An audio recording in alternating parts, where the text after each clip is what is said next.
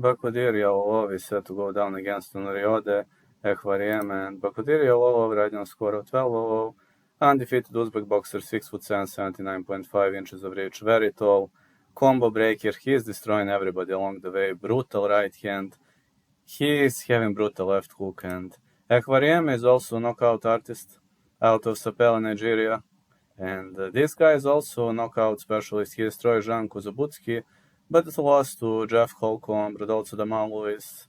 I mean, he destroyed them, but lost to Jan Kuzabutsky. And I think this is to be or not to be a fight. Both of these fighters are heavy-handed, and I see a massive knockout coming. I say Jalolov gonna win via knockout, but these two guys are big, heavy, tall, aggressive, and I expect a real brawl.